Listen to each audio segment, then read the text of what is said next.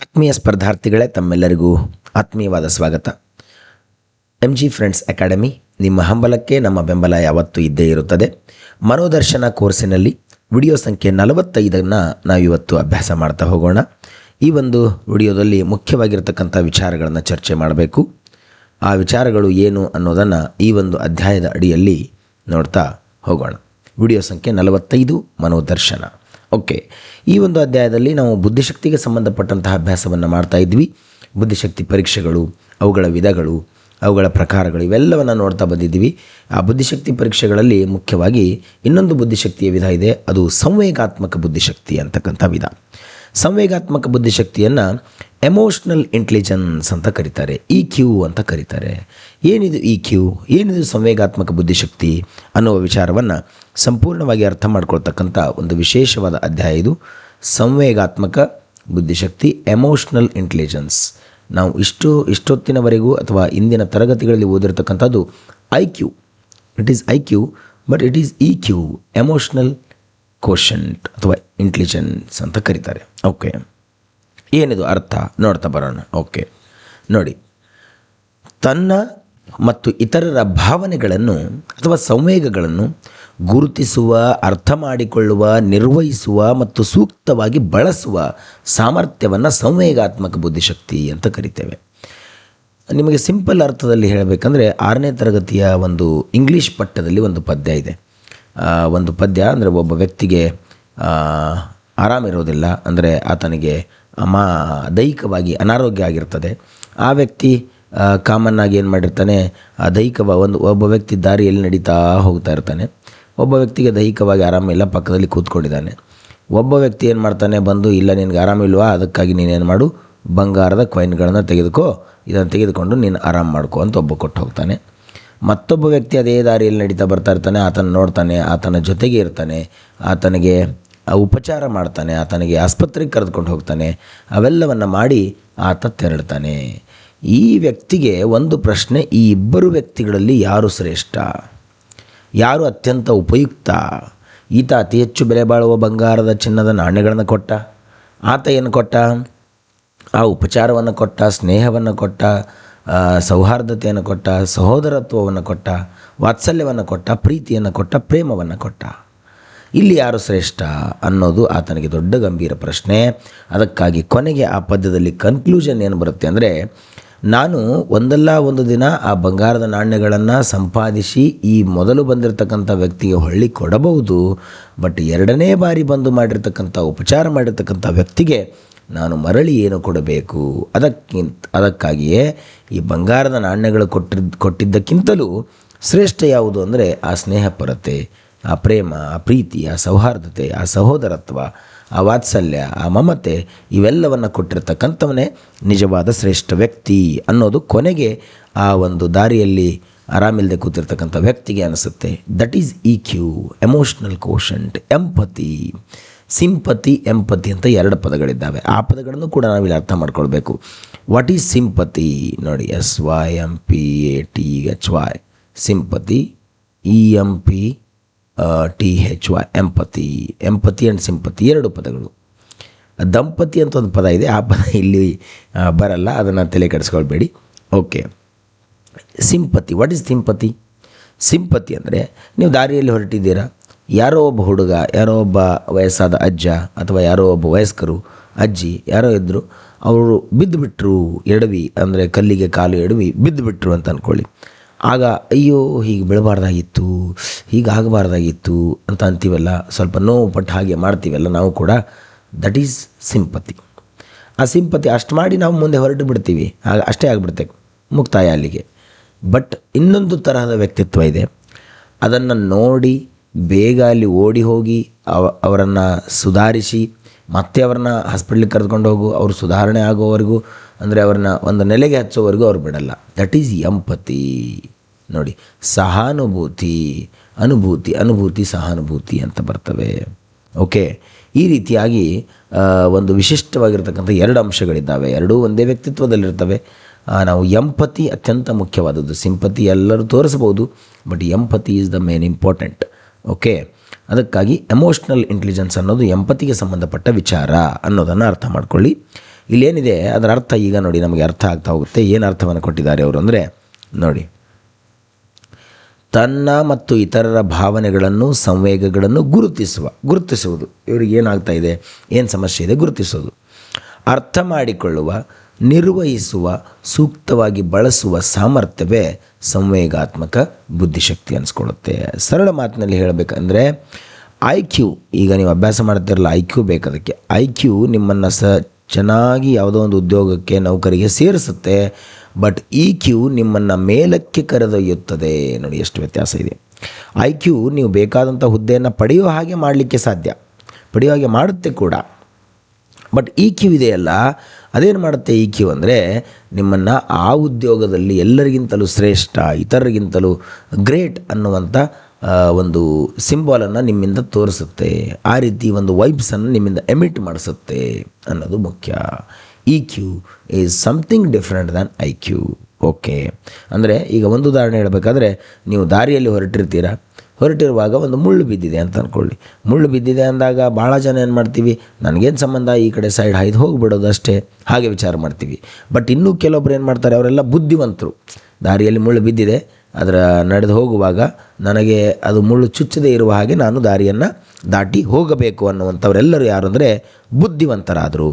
But ಇನ್ನೊಂದು ವರ್ಗ ಇದೆ, ಅದೇ ದಾರಿಯಲ್ಲಿ ಹೊರಟಿರುವಾಗ ನನಗೂ ಚುಚ್ಚಬಾರದು, ಮತ್ತೊಬ್ಬರಿಗೂ ಆ ಮುಳ್ಳು ಚುಚ್ಚಬಾರದು, ಮತ್ತೆ ಯಾರಾದರೂ ಇಲ್ಲಿ ಬರ್ತಿರ್ತಾರೆ ಅವರಿಗೂ ಕೂಡ ಇದು ಹಾನಿ ಮಾಡಬಾರ್ದು ಅಂಥೇಳಿ ಆ ಮುಳ್ಳನ್ನು ಎತ್ತಿ ಪಕ್ಕಕ್ಕೆ ಎಸೆದು ಮುಂದೆ ಹೋಗ್ತಾರಲ್ಲ, ಅವರು ಬುದ್ಧಿವಂತರು ಪ್ಲಸ್ ಹೃದಯವಂತರು. ಈ ಜಗತ್ತಿಗೆ ಬೇಕಾಗಿರುವುದು ಬುದ್ಧಿವಂತರಲ್ಲ, ಹೃದಯವಂತರು ಬೇಕಾಗಿದ್ದಾರೆ. ಕೇವಲ ಬುದ್ಧಿವಂತರಿಂದಲೇ ಈ ಜಗತ್ತಿನಲ್ಲಿ ಇಷ್ಟೆಲ್ಲ ಅವಾಂತರಗಳಾಗಿವೆ ಅನ್ನೋದು ಇವತ್ತು ನಮ್ಮ ಕಣ್ಣಿಗೆ ಕಾಣುವ ವಾಸ್ತವ ಸತ್ಯ ಅಂತ ನಾವು ಒಪ್ಕೊಳ್ಬೇಕು. ಅದಕ್ಕಾಗಿ IQ ನಿಮ್ಮನ್ನು ಒಂದು ಉದ್ಯೋಗಕ್ಕೆ ಸೇರಿಸುತ್ತೆ. ಆ ಉದ್ಯೋಗದಲ್ಲಿ ಶ್ರೇಷ್ಠ ಮಟ್ಟವನ್ನು ತಲುಪಬೇಕಂದ್ರೆ ನಿಮ್ಮಲ್ಲಿ EQ ಇರಲೇಬೇಕು. ಅದಕ್ಕೆ ನಾನು ಉದಾಹರಣೆ ಹೇಳೋದು, ಎಲ್ಲರೂ ಶಿಕ್ಷಕರಾಗಿ ನೇಮಕ ಆಗ್ತೀರಾ, ಬಟ್ ಎಲ್ಲರೂ ಗುರುಗಳಾಗಿ ಪರಿವರ್ತನೆ ಆಗಲ್ಲ. ಶಿಕ್ಷಕ ಗುರು ಎರಡೂ ಪದಗಳು ಒಂದೇ, ಆದರೆ ಅದರ ಮಧ್ಯೆ ಇರತಕ್ಕಂಥ ವ್ಯತ್ಯಾಸ ಅಪಾರವಾದದ್ದು. ಏನು, ಶಿಕ್ಷಕ ಸಂಬಳಕ್ಕಾಗಿ ಶಿಕ್ಷಕ, ಗೌರವಕ್ಕಾಗಿ, ವಿದ್ಯಾರ್ಥಿಯ ಕಾಳಜಿಗಾಗಿ ಗುರು ಅಂತ ತಿಳ್ಕೊಳ್ಬೇಕು. ಗುರು ಅಂತಂದರೆ ಸಂಬಳಕ್ಕಿಂತಲೂ ಏನಾದರೂ ಒಂದು ಎಕ್ಸ್ಟ್ರಾ ಮಾಡ್ತೀವಿ. 10 ಗಂಟೆಗೆ ಶಾಲೆ ಶುರುವಾಗಿ 4:30ಕ್ಕೆ ಮುಕ್ತಾಯ ಆಗುತ್ತೆ. ಬಟ್ ಅಷ್ಟಕ್ಕೆ ಸೀಮಿತ ಅಲ್ಲ. ಒಂದೊಂದು ಸಂದರ್ಭ ಬಂದಾಗ, ಆಟೋಟಗಳು ಬಂದಾಗ, ಕ್ರೀಡಾಕೂಟಗಳು ಬಂದಾಗ ನಾವು 6-8 ಗಂಟೆವರೆಗೂ ಕೆಲಸ ಮಾಡ್ತೀವಿ. ಮನೆಯಲ್ಲಿ ಹೋದಾಗಲೂ ಮಕ್ಕಳ ಬಗ್ಗೆ ಆಲೋಚನೆ ಮಾಡ್ತೀವಿ, ಅವ್ರ ಪಾಲಕರಿಗೆ ಕರೆ ಮಾಡಿ ಮಾತಾಡ್ತೀವಿ. ನಿಮ್ಮ ಮಗು ಜಾಣ ಇದ್ದಾನೆ, ಆ ಶಾಲೆಗೆ ಹಚ್ಚಿ ಆತ ಜಾಣ ಆಗ್ತಾನೆ ಅಂತ ಹೇಳ್ತೀವಿ. ಇವೆಲ್ಲ ಮಾಡ್ತೀವಲ್ಲ, ದಟ್ ಈಸ್ EQ. ಅದು ನಿಮ್ಮನ್ನು ಉದ್ಯೋಗದಲ್ಲಿ ಮೇಲಕ್ಕೆ ಕರೆದುಕೊಂಡು ಹೋಗುತ್ತೆ. ಉದ್ಯೋಗಕ್ಕೆ ನಿಮ್ಮನ್ನು ಸೇರಿಸಬೇಕಾದ್ರೆ EQ ಬೇಕಾಗಿಲ್ಲ, ಅಲ್ಲಿ IQ ಬೇಕು. ಈಗ ನಿಮ್ಮ ಹಂತ IQ, EQ ಅಲ್ಲ. ಅದಕ್ಕಾಗಿ ನೀವು ಉದ್ಯೋಗ ತೆಗೆದುಕೊಳ್ಳತಕ್ಕಂಥವ್ರಿಗೆ ನೀವು ಇಲ್ಲ, ನಾನು ತುಂಬ ಎಂಪತಿಯನ್ನು ಹೊಂದಿದ್ದೇನೆ, ತುಂಬ ಚೆನ್ನಾಗಿ ಕಾಳಜಿ ವಹಿಸ್ತೇನೆ, ಎಲ್ಲರಿಗೂ ಚೆನ್ನಾಗಿ ನೋಡಿಕೊಳ್ತೇನೆ, ನನ್ನನ್ನು ತೆಗೆದುಕೊಳ್ಳಿ ಉದ್ಯೋಗಕ್ಕೆ ಅಂದರೆ ತೆಗೆದುಕೊಳ್ಳಲ್ಲ. ಇಲ್ಲ, ಹಾಗೆ ಸಾಧ್ಯ ಇಲ್ಲ. ಅಲ್ಲಿ ಪ್ರಶ್ನೆಗಳಿವೆ, ಅವುಗಳಿಗೆ ಅಭ್ಯಾಸ ಮಾಡು, ಅವುಗಳಿಗೆ ಉತ್ತರ ಬರೆ, ಆಗ ಸರಿಯಾಗಿ ನಾನು ನಿಮ್ಮನ್ನು ಆಯ್ಕೆ ಮಾಡಿಕೊಳ್ತೇನೆ ಅಷ್ಟೇ. That is IQ. ಅದಕ್ಕೆ ಹೇಳೋದು, IQ ನಿಮ್ಮನ್ನು ಕೆಲಸಕ್ಕೆ ಸೇರಿಸ್ತದೆ, ಆದರೆ ಕೆಲಸದಲ್ಲಿ ಉನ್ನತ ಮಟ್ಟ ತಲುಪಿಸೋದು EQ. ಅರ್ಥ ಆಯಿತು ಅಂದ್ಕೊಳ್ತೇನೆ. ಮುಂದೆ ಹೋಗೋಣ, ಒಂದು ಉದಾಹರಣೆ ನೋಡೋಣ. ಭಾಳಷ್ಟು ಉದಾಹರಣೆನ ಹೇಳಿಬಿಟ್ಟೆ, ಆದರೆ ಇನ್ನೊಂದು ಉದಾಹರಣೆ ಇದೆ ನೋಡಿ. ಪರೀಕ್ಷೆಯಲ್ಲಿ ಫೇಲಾದ ಮಗುವಿಗೆ ಒಬ್ಬ ಶಿಕ್ಷಕ ಬೈಯುತ್ತಾರೆ, ಮತ್ತೊಬ್ಬ ಶಿಕ್ಷಕ ಮಗುವಿನ ದುಃಖ ಅರ್ಥ ಮಾಡಿಕೊಂಡು ಸಮಾಧಾನ ಹೇಳಿ ಸಹಾಯ ಮಾಡುತ್ತಾರೆ. ಎರಡನೇ ಶಿಕ್ಷಕನಲ್ಲಿ ಹೆಚ್ಚು ಏನಿದೆ, EQ ಅಲ್ಲ, EQ ಇದೆ ಅಂತ ಅರ್ಥ. EQ ನೋಡಿ, ದಿಸ್ ಈಸ್ EQ. ಎರಡನೇ ಮಗುವಿನಲ್ಲಿ ಎರಡನೇ ಶಿಕ್ಷಕರು ಏನು ಮಾಡಿದ್ದಾರೆ ಅಂದರೆ ಹೆಚ್ಚಿನ EQವನ್ನು ಹೊಂದಿದ್ದಾರೆ. ಸಂವೇಗಾತ್ಮಕ ಬುದ್ಧಿಶಕ್ತಿಯನ್ನು ಹೊಂದಿರುವ ಕಾರಣಕ್ಕಾಗಿ ಮಗು ಫೇಲ್ ಆದ ಅಂತೇಳಿ ಬೈದ್ಬಿಡಲ್ಲ. ಅದಕ್ಕೆ ಕಾರಣ ಏನು, ಯಾವ ಕಾರಣಕ್ಕೆ ಫೇಲ್ ಆದ, ಏನು ಕೆಲಸ ಇತ್ತು, ಯಾಕೆ ಪರೀಕ್ಷೆಯನ್ನು ಹೀಗೆ ಬರೆದ ಅನ್ನೋದನ್ನು ಆಲೋಚನೆ ಮಾಡ್ತಾರೆ. That is EQ. ಓಕೆ ನೋಡಿ, ಈ ಒಂದು ಪರಿಕಲ್ಪನೆಯ ಪ್ರತಿಪಾದಕರಿಗೆ ಸಂಬಂಧಪಟ್ಟಂತೆ ಸ್ವಲ್ಪ ಚರ್ಚೆ ಮಾಡಬೇಕು. ಯಾರೆಲ್ಲ ಈ ಪರಿಕಲ್ಪನೆಯ ಮುಖ್ಯ ಪ್ರತಿಪಾದಕರು ಯಾರೆಲ್ಲ ಇದ್ದಾರೆ ಅಂತ ಹೇಳಿ ನೋಡ್ತಾ ಬರೋಣ. ಓಕೆ, ಪ್ರತಿಪಾದಕರು emotional intelligence. Okay, emotional intelligence, coming to the point.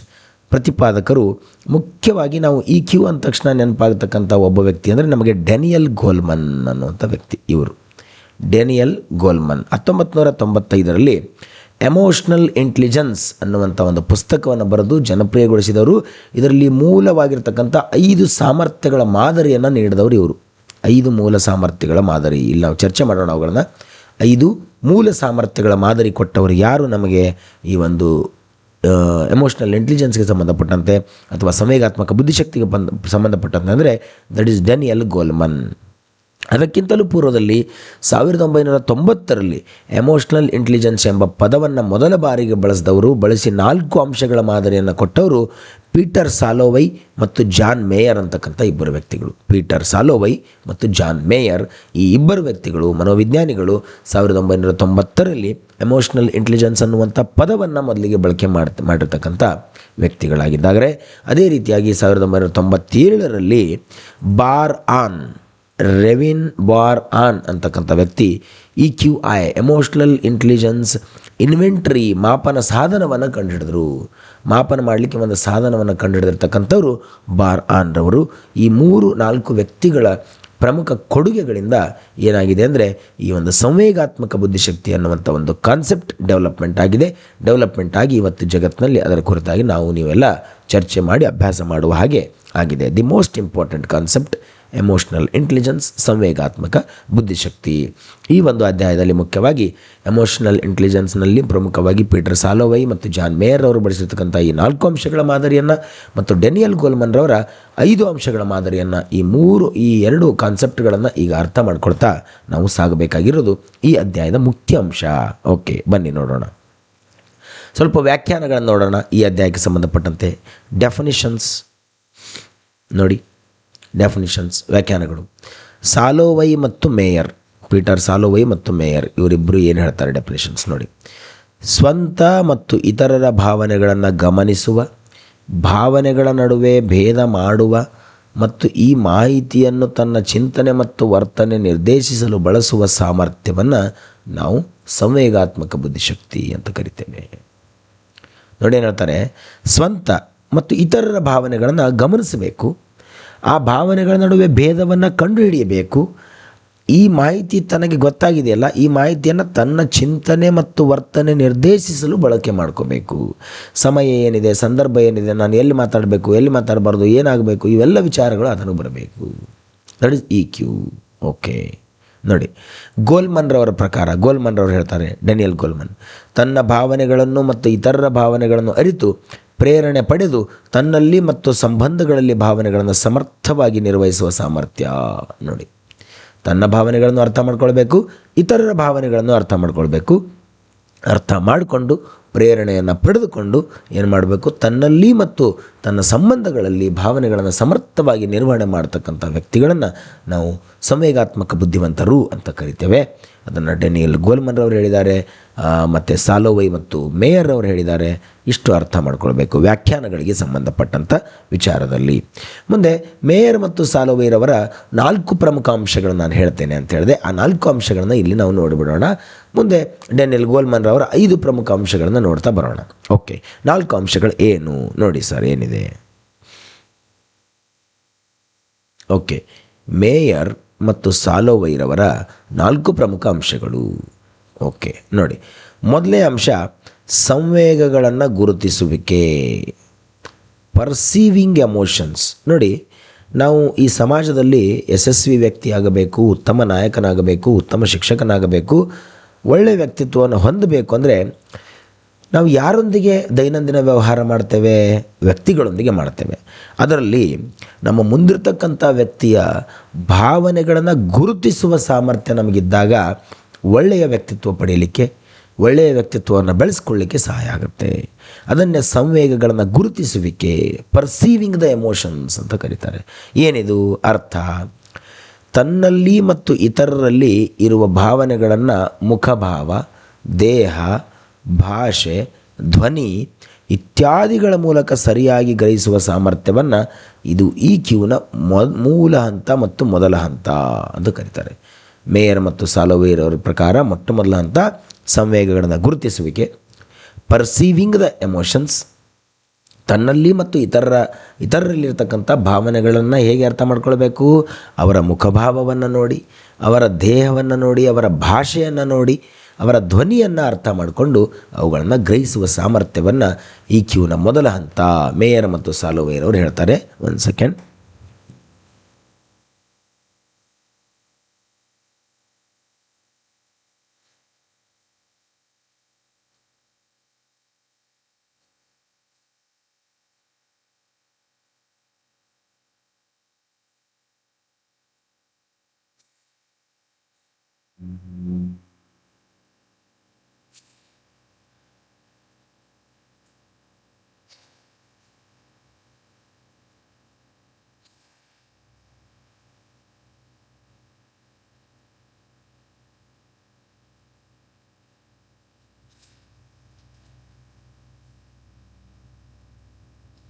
Okay, sorry for the interruption.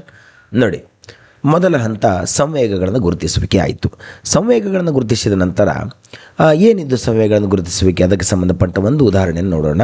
ಸ್ನೇಹಿತ ಏನು ಹೇಳ್ತಾನೆ, ಪರವಾಗಿಲ್ಲ ಎಂದು ಹೇಳಿದರೂ ಅವನ ಮುಖ ದುಃಖದಿಂದ ಇದ್ದರೆ ನಿಜಕ್ಕೂ ಏನೋ ತೊಂದರೆ ಇದೆ ಎಂದು ಗ್ರಹಿಸುವ ಸಾಮರ್ಥ್ಯ. ಒಬ್ಬ ಏನೋ ಡಲ್ಲ ಕೂತ್ಕೊಂಡಿರ್ತಾನೆ, ಯಾಕೋ ಏನಾಯಿತು ಅಂತ ಕೇಳ್ತೇವೆ ಕಾಮನ್ ಆಗಿ. ಕೇಳಿದಾಗ ಆತ ಏನೂ ಆಗಿಲ್ಲ ಅಂತ ಹೇಳ್ತಾನೆ. ಆಗಲೂ ಕೂಡ ಆತನಿಗೇನೋ ಆಗಿದೆ, ಏನೋ ಒಂದು ನೋವಿದೆ, ಏನೋ ಒಂದು ಭಾವನೆಗಳಲ್ಲಿ ವ್ಯತ್ಯಾಸ ಆಗಿದೆ ಅನ್ನೋದು ನಾವು ಗ್ರಹಿಸಬೇಕು.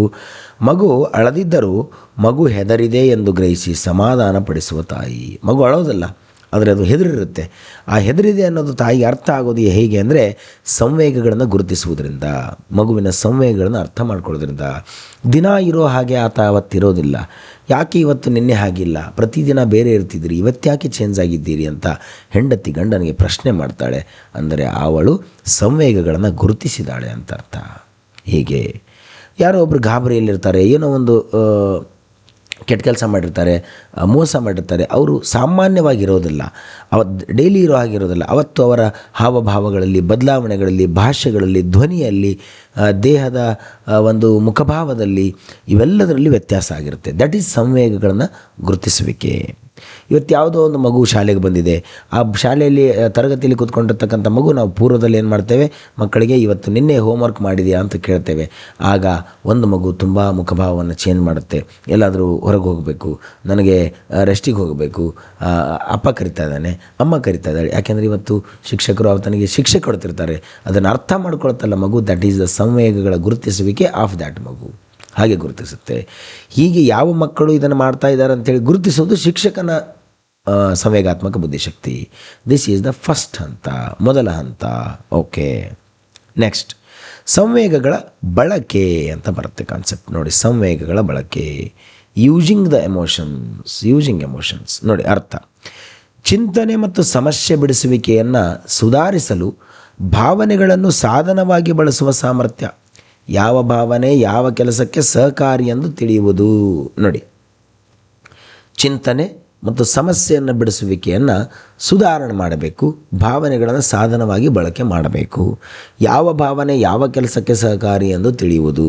ನೋಡಿ, ನಾವು ಕಾಮನ್ನಾಗಿ ಏನು ಮಾಡ್ತೇವೆ, ನಾವು ಸಂಭಾವಿತ ಇರಬಹುದು, ಸಮಾಧಾನ ಇರಬಹುದು, ಯಾರೋ ನಮ್ಮ ಮೇಲೆ ದಬ್ಬಾಳಿಕೆ ಮಾಡ್ತಾ ಇದ್ದಾರೆ, ದೌರ್ಜನ್ಯ ಮಾಡ್ತಾ ಇದ್ದಾರೆ ಅಂದರೆ ನಮ್ಮ ಮನೆಯಲ್ಲಿ ಅಥವಾ ನಮ್ಮ ಮನೆತನದಲ್ಲಿ ಅಥವಾ ನಮ್ಮ ಕುಟುಂಬದ ಸಂಬಂಧಿಕರಲ್ಲಿ ಯಾವ ವ್ಯಕ್ತಿ ಧಾಡಿಸಿ ಇದ್ದಾನೆ, ಯಾರು ಒಂದು ಇಬ್ಬರು ಮೂರು ಮಂದಿಗೆ ಹೊಡೆಯಬಲ್ಲ, ಅದನ್ನೆಲ್ಲ ವಿಚಾರ ಮಾಡ್ತೇವೆ. ವಿಚಾರ ಮಾಡಿ ಅವನಿಗೆ ಕರೆಸ್ತೇವೆ. ಅಲ್ಲಿ ನಮ್ಮ ಪಕ್ಕದ ಮನೆಯವ್ರು ನೋಡ್ಕೊಳ್ಳೋಕೆ ಬಾ, ಹೀಗಾಗಿದೆ ಅಂಥೇಳಿ. ಆತ ಬಂದುಬಿಟ್ರೆ ಎಲ್ಲ ಸರಿಯಾಗಿಬಿಡುತ್ತೆ. ಯಾಕೆ ಹೀಗೆ ಮಾಡ್ತೇವೆ ಅಂದರೆ ನಾವು ಸಂವೇಗಗಳನ್ನು ಬಳಕೆ ಮಾಡ್ಕೊಳ್ತಾ ಇದ್ದೇವೆ. Using the emotions. ಆತನಿಗೆ ಸಿಟ್ಟಿನ ಸ್ವಭಾವ ಇದೆ, ಏನಾದರೂ ಹೆಚ್ಚು ಕಡಿಮೆ ತಪ್ಪು ಮಾತಾಡಿದ್ರೆ ಹೊಡೆದೇ ಬಿಡ್ತಾನೆ. ಅದಕ್ಕಾಗಿ ಪಕ್ಕದ ಮನೆಯವರು ನಮ್ಮಲ್ಲಿ ದೌರ್ಜನ್ಯ ಮಾಡ್ತಾ ಇದ್ದಾರೆ, ಅದಕ್ಕೆ ಅವನನ್ನು ಕರೆಸ್ತೇವೆ ನಾವು ನಮ್ಮ ಡಿಫೆನ್ಸಿಗಾಗಿ. ಅದಕ್ಕಾಗಿ ಇದು ಸಂವೇಗಗಳ ಬಳಕೆ, ಸರಿಯಾದ ಸಂದರ್ಭಕ್ಕೆ ಸಂವೇಗಗಳನ್ನು ಬಳಕೆ ಮಾಡ್ಕೊಳ್ಳೋದು. ನಾವು ಅರ್ಥ ಮಾಡ್ಕೊಳ್ತೇವೆ, ತರಗತಿಯಲ್ಲಿ ಯಾವುದೋ ಮಕ್ಕಳಿಗೆ ನೀನು ಹೆಸರು ಹಾಕು, ಬೋರ್ಡ್ ಮೇಲೆ ಹೆಸರು ಹಾಕು, ಯಾರಾದರೂ ಮಾತಾಡಿದ್ರೆ ಹೀಗೆ ಮಾಡು, ಎಲ್ಲರನ್ನ ಓದಿಸು, ಹೀಗೆಲ್ಲ ಹೇಳಿ ಹೋಗ್ತೇವಲ್ಲ. ದಟ್ ಈಸ್ ಸಂವೇಗಗಳ ಬಳಕೆ. ಮಗುವಿನ ಮನೋಭಾವ, ಮಗುವಿನ ಇಚ್ಛಾಸಕ್ತಿ, ಇವೆಲ್ಲ ನೋಡಿ ನಾವು ಸಂವೇಗಗಳನ್ನು ಬಳಕೆ ಮಾಡ್ಕೊಳ್ತೇವೆ. ಕೆಲವೊಂದು ಮಕ್ಕಳು ಆಟಕ್ಕೆ ಆಸಕ್ತಿ ಇಲ್ಲ, ಅವ್ರನ್ನ ಓದಲಿಕ್ಕೆ ಬಿಡ್ತೇವೆ. ಕೆಲವೊಂದು ಮಕ್ಕಳು ಆಟಕ್ಕೆ ಆಸಕ್ತಿ ಭಾಳ ಇದೆ, ಅವ್ರನ್ನ ಆಟಕ್ಕೆ ಕಳಿಸ್ತೇವೆ. ಹೀಗೆ ಸಂವೇಗಗಳನ್ನು ಬಳಕೆ ಮಾಡಿಕೊಳ್ಳೋದು ಕೂಡ ಎರಡನೇ ಹಂತ. ಈ ಹಂತದಲ್ಲಿ ಸಾಲೋವೇರವರು ಹೇಳಿರ್ತಕ್ಕಂಥ ಹಂತಗಳಲ್ಲಿ ಚಿಂತನೆ ಮತ್ತು ಸಮಸ್ಯೆ ಬಿಡಿಸುವಿಕೆಯನ್ನು ಸುಧಾರಿಸಲಿಕ್ಕೆ ಭಾವನೆಗಳನ್ನು ಸಾಧನವಾಗಿ ಬಳಕೆ ಮಾಡ್ಕೊಳ್ತೇವೆ. ಯಾವ ಮಗು ಚೆನ್ನಾಗಿ ಆಟದಲ್ಲಿದೆಯೋ ಆ ಮಗುವನ್ನು ನಾವು ಶನಿವಾರ MD ಮಾಡಿಸುವಾಗ ಮುಂದೆ ನಿಲ್ಲಿಸ್ತೇವೆ, ಅವುಗಳನ್ನೆಲ್ಲ ಮಾಡಿಸ್ತೇವಲ್ಲ. ಹಾಗೆ ಇವೆಲ್ಲ ಬರೋದೆಲ್ಲಂದರೆ ಸಂವೇಗಗಳ ಬಳಕೆಯಲ್ಲಿ MD ಮಾಡಿಸುವಾಗ ನೋಡ್ತೇವೆ. ಹೀಗೆ ಇದೆಲ್ಲ ಸಂವೇಗಗಳ ಬಳಕೆಗೆ ಸಹಕಾರಿಯಾಗುತ್ತೆ. ಯಾವುದೋ ಮಗು ಹಾಡು ಹಾಡೋದ್ರಲ್ಲಿ ಚೆನ್ನಾಗಿದೆ, ಎಲ್ಲೋ ಹಾಡು ಕೇಳಿದ್ದೇವೆ, ಯಾವುದಕ್ಕೊಂದು ಕಾರ್ಯಕ್ರಮ ಅಂದರೆ ಆ ಮಗುವನ್ನೇ ಕರೆದು ಬಿಡ್ತೇವೆ. ಹೀಗೆ ಅದು ಸಂವೇಗಗಳ ಬಳಕೆ. That is using the emotions. ಉದಾಹರಣೆಗೆ, ಪರೀಕ್ಷೆ ಬರೆಯುವ ಮೊದಲು ಸ್ವಲ್ಪ ಆತಂಕ ಅನುಭವಿಸುವುದು ಉತ್ತಮ.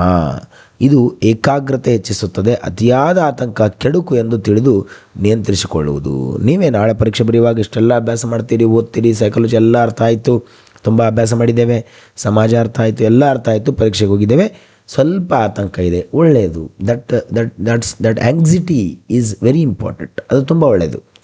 ಅದು ಆಗುತ್ತೋ ಇಲ್ವೋ, ಈ ಬಾರಿ ಆಗುತ್ತೋ ಇಲ್ವೋ, ಇಷ್ಟೆಲ್ಲ ಅಭ್ಯಾಸ ಮಾಡಿದ್ವಿ, ಏನಾಗುತ್ತೋ ಏನೋ. ರಾಜ್ಯದಲ್ಲಿ ಪ್ರಥಮ ರ್ಯಾಂಕ್ ಬರುವ ಮಗುವಿಗೂ ಇದೇ ಅನುಭವ, ಕೊನೆಯ ರ್ಯಾಂಕ್ ಬರುವವರಿಗೂ ಇದೇ ಅನುಭವ ಆಗ್ತಾ ಇರುತ್ತೆ. ಯಾರಿಗೆ ಆಂಗ್ಸಿಟಿ ಇಲ್ಲವೋ ಅವರಿಗೆ ಮೊದಲೇ ಗೊತ್ತಿರುತ್ತೆ ನಾನು ಆಯ್ಕೆ ಆಗಲ್ಲ ಈ ಬಾರಿ ಅಂಥೇಳಿ. ಯಾರಿಗೆ ತುಡಿತ ಇಲ್ಲವೋ, ಯಾರಿಗೆ ತುಡಿತ ಇರಲ್ಲ ನೋಡಿ, ಅರ್ಥ ಮಾಡ್ಕೊಳ್ಳಿ. ತುಡಿತ ಯಾರಿಗೆ ಇರಲ್ಲ ಅಂದರೆ ಯಾರದು ದುಡಿತ ಇರಲ್ವೋ ಅವರಿಗೆ ತುಡಿತ ಇರಲ್ಲ. ಯಾರು ದುಡಿದಿಲ್ಲ ಇದರಲ್ಲಿ ಅವರಿಗೆ ತುಡಿತ ಇರಲ್ಲ. ತುಡಿತ ಇಲ್ಲದೆ ಇರುವವನಿಗೆ ಆತಂಕ ಆಗಲ್ಲ, ಇಷ್ಟೇ ಅರ್ಥ. ಆತಂಕ ಆಗದೇ ಇರೋವನಿಗೆ ನೌಕರಿ ಆಗಲ್ಲ, ಅಷ್ಟೇ ಅರ್ಥ, ಮತ್ತೇನೂ ಇಲ್ಲ. ಆ ತುಡಿತವನ್ನು, ಆತಂಕವನ್ನು, ಆ ದ್ವಂದ್ವವನ್ನು, ಆ ಅನ್ಡಿಸೈಡೆಡ್ ಕಂಡೀಷನನ್ನು ಯಾರು ಅನುಭವಿಸ್ತಾರೋ ಅವರಿಗೆ ನೌಕರಿ ಆಗೋದು. ಅಷ್ಟೆಲ್ಲ ಅನ್ಡಿಸೈಡೆಡ್ ಕಂಡೀಷನ್ಸ್ ಇದ್ದರೂ, ದುಡಿತಾ ಇದ್ದರೂ, ಆತಂಕ ಪಡ್ತಾ ಇದ್ದರೂ ಕೂಡ ನಾನು ಆಗ್ತೇನೆ ಇಲ್ಲ ಅನ್ನೋ ಅನುಮಾನದಲ್ಲಿರ್ತಾರಲ್ಲ ಅವರು ನೌಕರಿ ಮಾಡ್ಕೊತಾರೆ 100%. ಏನಾಗುತ್ತೆ ಬಿಡು, ಅಭ್ಯಾಸ ಮಾಡಿದ್ದೀನಿ ಹಾಗೆ ಆಗುತ್ತೆ, ಹೀಗಿರ್ತಾರಲ್ಲ, ಅದೇನು ಅತಿಯಾದ ಆತಂಕ ಅಥವಾ ಅತಿಯಾದ ಆತ್ಮವಿಶ್ವಾಸ. ನೋಡಿ, ಇದು ಸ್ವಲ್ಪ ಆತಂಕ ಏಕಾಗ್ರತೆಯನ್ನು ಹೆಚ್ಚು ಮಾಡಿ ಗಮನ ಕೇಂದ್ರೀಕರಿಸುತ್ತೆ. ಬಟ್ ಅತಿಯಾದ ಆತಂಕ ಕೆಡಕು ಉಂಟು ಮಾಡಿ ತಿಳಿದು ಏನು ಮಾಡುತ್ತೆ, ಇದು ಕೆಡಕು ಉಂಟು ಮಾಡುತ್ತೆ, ಅತಿಯಾಗಿ ನಾನು ಅಂಜಿದರೆ ಭಾಳ ಹಾಳು ಮಾಡುತ್ತೆ ಅಂತೇಳಿ ಅದನ್ನು ಕಂಟ್ರೋಲ್ ಮಾಡ್ಕೊಳ್ತೀವಲ್ಲ, ದಟ್ ಈಸ್ ಸಂವೇಗಗಳ ಬಳಕೆ. ಕಂಟ್ರೋಲ್ ಮಾಡ್ಕೊಂಡ್ಬಿಡ್ತೀವಿ ಅದನ್ನು. ಸೃಜನಶೀಲ ಕೆಲಸ ಮಾಡುವಾಗ ಸಂತೋಷದ ಭಾವ ಉಳಿಸಿಕೊಂಡು ಹೆಚ್ಚು ಸೃಜನಶೀಲನಾಗುವ ಕಲಾವಿದ. ನೋಡಿ, ಒಂದು ಚಿತ್ರ ತೆಗಿತಾ ಇದ್ದಾನೆ ಕಲಾವಿದ, ತುಂಬ ಚೆನ್ನಾಗಿ ಚಿತ್ರ ಬರ್ತಾಯಿದೆ, ತುಂಬ ಖುಷಿ ಆಗ್ತಾಯಿದೆ. ಅದೇ ಖುಷಿಯ ಭಾವನೆಯನ್ನು ಕಂಟಿನ್ಯೂ ಮಾಡ್ಕೊಳ್ತಾ ಹೋಗೋದಿದೆಯಲ್ಲ, ಅದು ಸೃಜನಶೀಲನಾಗುವ ವ್ಯಕ್ತಿಯ ಒಂದು ಸಂವೇಗಗಳ ಬಳಕೆ. ಒಂದು ಉತ್ತಮವಾದ ಪಾಠ ಮಾಡ್ತಾ ಇದ್ದೀರಿ, ಚೆನ್ನಾಗಿ ಪಾಠ ಹೋಗ್ತಾ ಇದೆ, ಒಂದು ಪೀರಿಯಡ್ ಅದಕ್ಕೆ ಸಾಲಿಲ್ಲ, ಮತ್ತೊಬ್ಬರು ಟೀಚರ್ ಬಂದುಬಿಟ್ರು, ಆಗ ನೀವು ಹೇಳ್ತೀರಿ ಇಲ್ಲ ಮೇಡಮ್ ಇನ್ನೊಂದು ಪೀರಿಯಡ್ ನಾನೇ ತೆಗೆದುಕೊಳ್ತೇನೆ, ಈ ಪಾಠವೇ ಮುಕ್ತಾಯ ಆಗಿಬಿಡುತ್ತೆ, ಚೆನ್ನಾಗಿ ನಡೀತಾ ಇದೆ, ಇರಲಿ. ಸಂವೇಗಗಳ ಕಂಟ್ರೋಲಿಂಗ್, ಸಂವೇಗಗಳ ಬಳಕೆ, ಅದನ್ನು ಎಕ್ಸ್ಟೆಂಡ್ ಮಾಡೋದು, ಅದನ್ನು ಕಟ್ ಮಾಡೋದು, ಇವೆಲ್ಲ ಸಂವೇಗಗಳ ಬಳಕೆ ಎರಡನೇ ಹಂತ. ಓಕೆ, ನೆಕ್ಸ್ಟ್ ಸಂವೇಗಗಳನ್ನು ಅರ್ಥ ಮಾಡಿಕೊಳ್ಳುವಿಕೆ. ನೋಡಿ, understanding the emotions, the most important point. ಅರ್ಥ ಏನು? ಭಾವನೆಗಳ ಕಾರಣ, ಅವು ಬದಲಾಗುವ ರೀತಿ, ಭಾವನೆಗಳ ಬದಲಾಗುವ ರೀತಿ, ಅವುಗಳ ಕಾರಣ, ಭಾವನೆಗಳ ನಡುವಿನ ಸಂಬಂಧವನ್ನು ಅರ್ಥ ಮಾಡಿಕೊಳ್ಳುವ ಸಾಮರ್ಥ್ಯ. ಒಂದು ಉದಾಹರಣೆ ಇಲ್ಲದೆ ಸೈಕಾಲಜಿ ಅರ್ಥ ಆಗಲ್ಲ, ಅದಕ್ಕಾಗಿ ಇಷ್ಟು ಉದಾಹರಣೆ ಹೇಳೋದು. Okay, be careful about it. ಉದಾಹರಣೆಯನ್ನು ಅರ್ಥೈಸಿಕೊಂಡು ಅದರ ವಾಕ್ಯವನ್ನು ತಿಳ್ಕೊಳ್ಬೇಕು. ನನ್ನ ಸ್ನೇಹಿತ ನನ್ನ ಮೇಲೆ ಕೋಪಗೊಂಡಿದ್ದಾನೆ, ಏಕೆಂದರೆ ನಾನು ಅವನ ಭಾವನೆಗಳ ಬೆಲೆ ಕೊಡಲಿಲ್ಲ ಎಂದು ಅರ್ಥ ಮಾಡಿಕೊಳ್ಳುವ ಸಾಮರ್ಥ್ಯ.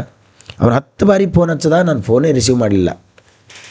ನನ್ನ ಗೆಳತಿ ನನಗೆ 15 ಬಾರಿ ಫೋನ್ ಹಚ್ಚಿದ್ದಾಳೆ, ನಾನು ಫೋನೇ ರಿಸೀವ್ ಮಾಡಲಿಲ್ಲ, ರೆಸ್ಪಾನ್ಸೇ ಮಾಡಲಿಲ್ಲ. ಅಂದರೆ ಏನಾಯಿತು? ಮತ್ತೆ ನಾನು ಹಚ್ಚದೆ, ಅವಳು ಎತ್ತಾ ಇಲ್ಲ, ಅವಳು ರಿಸೀವ್ ಮಾಡ್ತಾ ಇಲ್ಲ. ಆಗ ಏನು ಅರ್ಥ ಮಾಡ್ಕೊಳ್ಬೇಕಂದ್ರೆ, ನಾನು ಇಷ್ಟು ಬಾರಿ ಅವರು ನನಗೆ ಬೆಲೆ ಕೊಟ್ಟಾಗ, ಭಾವನೆ ಕೊಟ್ಟಾಗ, ಸಮಯ ಕೊಟ್ಟಾಗ ನಾನು ಅವರಿಗೆ ಬೆಲೆ ಕೊಟ್ಟಿಲ್ಲ. ಆ ಕಾರಣಕ್ಕಾಗಿ ಅವರು ಅವರ ಭಾವನೆಗಳಿಗೆ ಬೆಲೆ ಕೊಡದೇ ಇರೋದರಿಂದ ನನ್ನನ್ನು ಅವರು ಅರ್ಥ ಮಾಡಿಕೊಂಡಿಲ್ಲ, ನನ್ನ ಮೇಲೆ ಕೋಪಗೊಂಡಿದ್ದಾರೆ ಅಂತ ಅರ್ಥ. ಹೌದು, ನೀವು ಎಷ್ಟೇ ಬ್ಯುಸಿ ಇರ್ಬೋದು ಸ್ವಾಮಿ, ಅವರಿಗೆ ಅವರ ಸಮಯವನ್ನು ಕೊಟ್ಟು ಅವರು ನಿಮಗೆ ಸಂಪರ್ಕಿಸಲಿಕ್ಕೆ, ಮಾತನಾಡಲಿಕ್ಕೆ, ಮೆಸೇಜ್ ಮಾಡಲಿಕ್ಕೆ ಶುರು ಮಾಡಿದಾರಲ್ಲ, ಅದಕ್ಕಾಗಿ ನೀವು ಎಷ್ಟೇ ಇದ್ದರೂ ಕೂಡ ಅದಕ್ಕೆ ಸ್ಪಂದಿಸುವ ರೀತಿ ಇದೆಯಲ್ಲ, ದಟ್ ಈಸ್ EQ, ಸಂವೇಗಾತ್ಮಕ ಬುದ್ಧಿಶಕ್ತಿ. ದುಃಖ ಕ್ರಮೇಣ ಹೇಗೆ ಕ್ರೋಧವಾಗಿ ಬದಲಾಗಬಹುದು ಎಂದು ತಿಳಿಯುವಂಥ ಸಾಮರ್ಥ್ಯ. ನೋಡಿ, ದುಃಖ ಇದೆ, ಒಂದೇನೋ ರೆಸ್ಪಾನ್ಸ್ ಮಾಡಲಿಲ್ಲ, ದುಃಖ ಆಯಿತು. ಆ ದುಃಖ ಕ್ರಮೇಣವಾಗಿ ಏನಾಗ್ತಾ ಇದೆ? ಕ್ರೋಧ, ಸಿಟ್ಟಾಗಿ ಬದಲಾಗುತ್ತೆ. Okay, 1 second.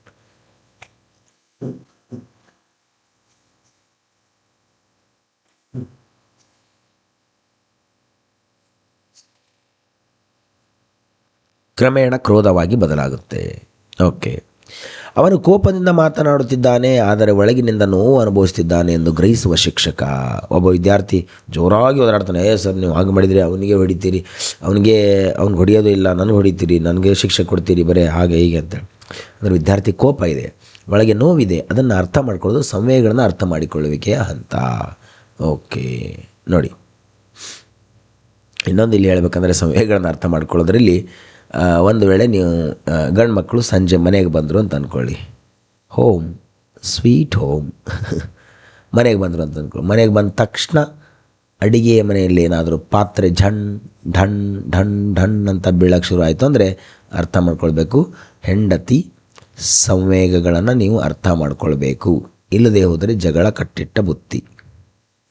ನೀವೇನು ಮಾಡಬೇಕಾಗ, ಬೇಗ ಬೇಗ ಬೇಗ ಮುಖ ತೊಳ್ಕೊಂಡು ರೆಡಿಯಾಗಿ, ಅಡುಗೆ ಏನೂ ಆಗಿಲ್ಲ ಅಂದರೆ ಎಲ್ಲಾದರೂ ಹೊರಗಡೆ ಹೋಗಿ ಕರೆದುಕೊಂಡು ಹೋಗಿ ಊಟ ಮಾಡಿಸ್ಕೊಂಬರ್ಬೇಕು. ಒಂದು ಇಲ್ಲದೇ ಇದ್ದರೆ ಮನೆಗೆ ಆರ್ಡ್ರ್ ಮಾಡಬೇಕು, ಊಟ ಬರುತ್ತೆ, ಎಲ್ಲರೂ ಸೇರಿ ಊಟ ಮಾಡೋದು. ಅಂದರೆ ಅವತ್ತು ಅವರು ಬಹಳ ದಣಿದಿದ್ದಾರೆ, ಬಹಳ ಕೆಲಸ ಆಗಿದೆ, ಮಕ್ಕಳು ಕಾಟ ಕೊಟ್ಟಿವೆ, ಅವೆಲ್ಲ ನಿಮಗೆ ಸಂವೇಗಗಳನ್ನು ಅರ್ಥ ಮಾಡ್ಕೊಂಡು ಬಿಡಬೇಕು. ಗಂಡು ಮಕ್ಕಳು ಅರ್ಥ ಮಾಡ್ಕೊಳ್ಳಿಲ್ಲ ಅಂದರೆ ಅಲ್ಲಿ ಜಗಳವಾಗಿ ಮತ್ತೆ ಒಂದು 4-5 ದಿನ ಆ ಮಾತನಾಡದೇ ಇರೋ ಸ್ಥಿತಿ ಮುಂದುವರೆದು ಮತ್ತೆ ಹಗ್ಗ ಜಗ್ಗಾಟ ಮಾಡಿ, ನೀನು ಹಾಗೆ ಮಾಡಿದೆ, ನಾನು ಹೀಗೆ ಮಾಡಿದೆ, ಹೀಗಾಗಬಾರ್ದಾಗಿತ್ತು, ಹಾಗಾಗಬಾರ್ದಾಗಿತ್ತು ಎಲ್ಲ ಶುರು ಆಗುತ್ತೆ.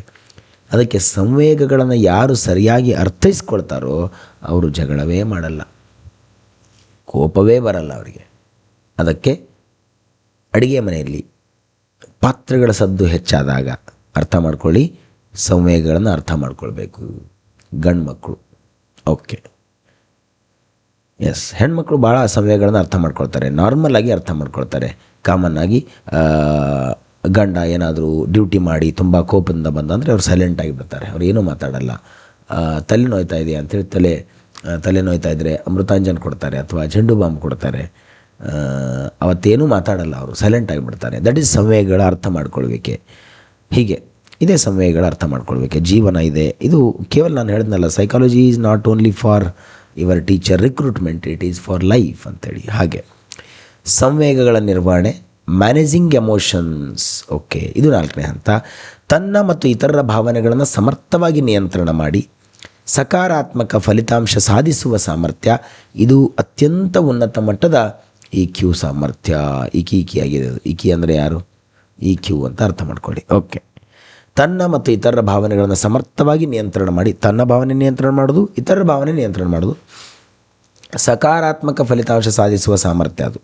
ಇದು ಅತ್ಯಂತ ಉನ್ನತ ಮಟ್ಟದ ಇಕ್ಯೂ ಸಾಮರ್ಥ್ಯ. ಒಂದು ಉದಾಹರಣೆ ಇದಕ್ಕೆ ಹೇಳೋಕ್ಕೆ ಇಷ್ಟಪಡ್ತೇನೆ, ನೀವು ಕೂಡ ನೋಡಿರ್ಬೋದು ಅಲ್ಲಿ ಇಲ್ಲಿ ವಿಡಿಯೋ. ಒಂದು ಕಡೆ ಏನೋ ಕೋಮು ದ್ವೇಷಕ್ಕೆ ಸಂಬಂಧಪಟ್ಟಂತೆ ಜಗಳ ನಡೀತಾ ಇತ್ತು. ಆ ಕಾಸ್ಟ್ ಹಾಗೆ, ಈ ನೀವು ಹೀಗೆ, ನೀವು ಹಿಂದೂಗಳು ಹಾಗೆ, ಮುಸ್ಲಿಮ್ರು ಹಾಗೆ, ಕ್ರಿಶ್ಚಿಯನ್ರು ಹಾಗೆ ಏನೋ ಜಗಳ ಇತ್ತು. ಅಲ್ಲಿ ಸ್ಥಳಕ್ಕೆ SP ಅವರು, ಸೂಪ್ರಿಡೆಂಟ್ ಆಫ್ ಪೊಲೀಸ್ ಅವರು ಬರ್ತಾರೆ. ಬಂದು ಆ ಸಂದರ್ಭ ನೋಡ್ತಾರೆ, ಅವ್ರನ್ನ ಮಧ್ಯದಲ್ಲಿ ನಿಲ್ಲಿಸಿ ಆ ಕಡೆ ಈ ಕಡೆ ಎಲ್ಲರೂ ಸೌಂಡ್ ಮಾಡ್ತಾರೆ, ಒದರಾಡ್ತಾರೆ, ಹಾಗೆ ಹೀಗೆ ಮಾಡುವಾಗ SP ಅವರು ಸ್ವತಃ ಏನು ಮಾಡಿಬಿಡ್ತಾರೆ, ರಾಷ್ಟ್ರಗೀತೆಯನ್ನು ಹಾಡಲಿಕ್ಕೆ ಶುರು ಮಾಡಿಬಿಡ್ತಾರೆ. ಇವರೆಲ್ಲ ಹೊಡೆದಾಡ್ತಿರ್ತಾರೆ, ಹಾಗೆ ಹೀಗೆ ಇವರೆಲ್ಲ ಈ ಜನಾಂಗ ಎಲ್ಲ ಹೊಡೆದಾಡೋದೆಲ್ಲ ನಡೀತಾ ಇರ್ತಾರೆ. ರಾಷ್ಟ್ರಗೀತೆ ಶುರು ಮಾಡಿಬಿಡ್ತಾರೆ. ಎಲ್ಲರೂ ಆವಾಗ ಸ್ಟೇಟಾಗಿ ನಿಂತ್ಕೊಂಡ್ಬಿಡ್ತಾರೆ ರಾಷ್ಟ್ರಗೀತೆ ಶುರು ಮಾಡಿದ ತಕ್ಷಣ.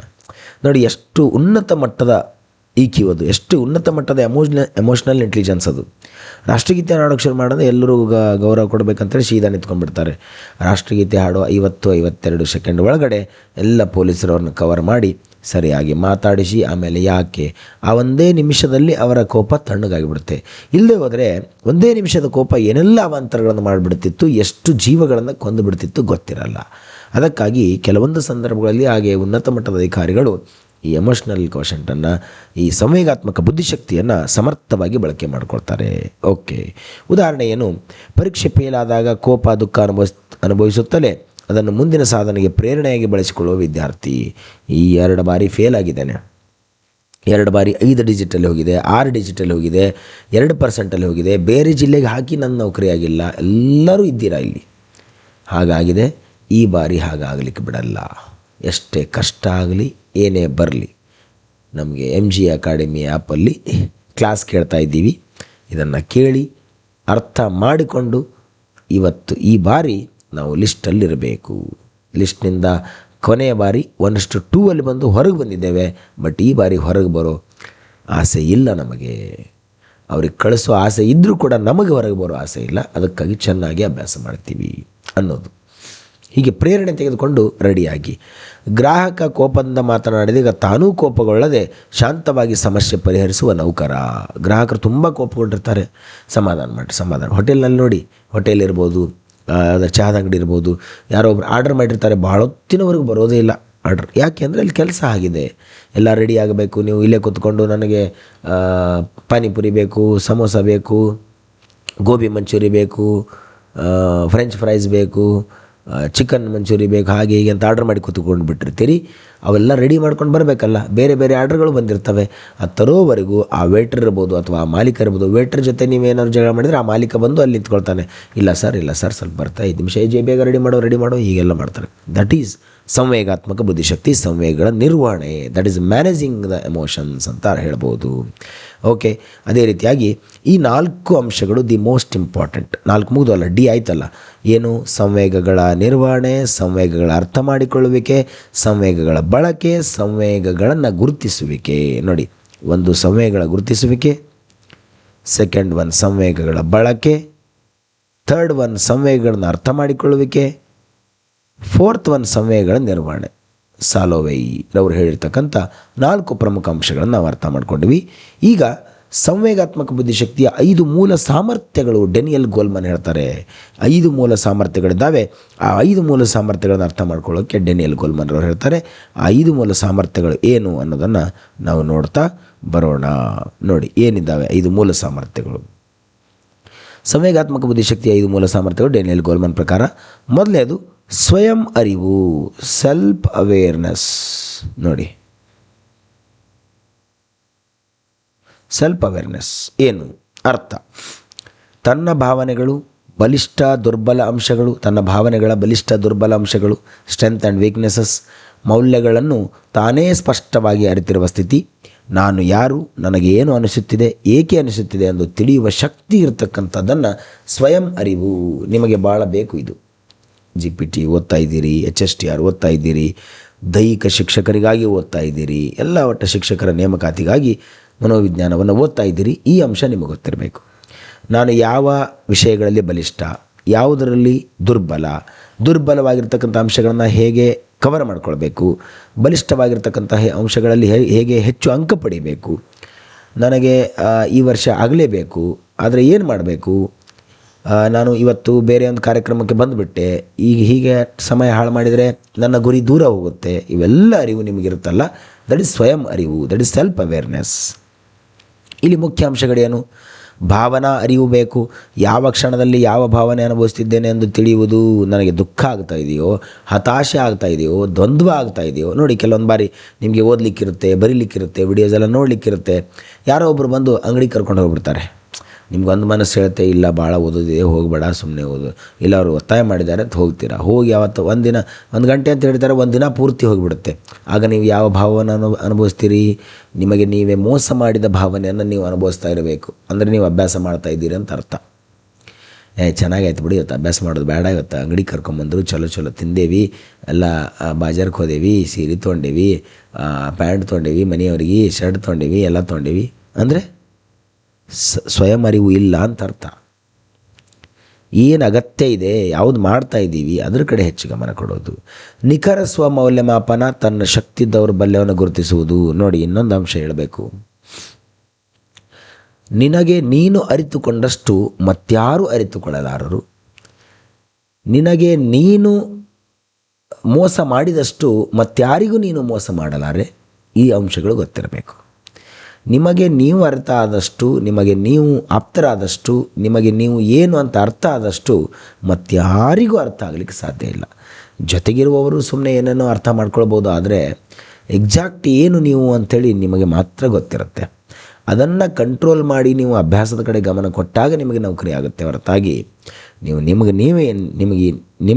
ನೀವೇನಂತ ಗೊತ್ತಿಲ್ಲ ಅಂದರೆ ಆಗೋದು ಭಾಳ ಕಷ್ಟ. ಓಕೆ, ಸ್ವಮೌಲ್ಯಮಾಪನ. ಎಷ್ಟು ಪ್ರಮಾಣ ಓದಿದೆ, ಪ್ರಾಮಾಣಿಕವಾಗಿ ಎಷ್ಟು ಓದಿದೆ. ಯಾರೋ ನೋಡ್ತಾ ಇದ್ದಾರೆ, ತಂದೆ ಹೇಳಿದ್ದಾರೆ, ತಾಯಿ ಹೇಳಿದ್ದಾರೆ, ನಮ್ಮ ಮನೆಯವರು ಹೇಳಿದ್ದಾರೆ, ಮಕ್ಕಳಿಗೆ ನಾಳೆ ಒಳ್ಳೆ ಬದುಕು ಕೊಡಬೇಕು, ಇವೆಲ್ಲ ಬೇಡ. ಯಾವುದಕ್ಕೆ? ನಾನು ಆಗಬೇಕು ಅನ್ನೋ ಕಾರಣಕ್ಕೆ ಓದಬೇಕು.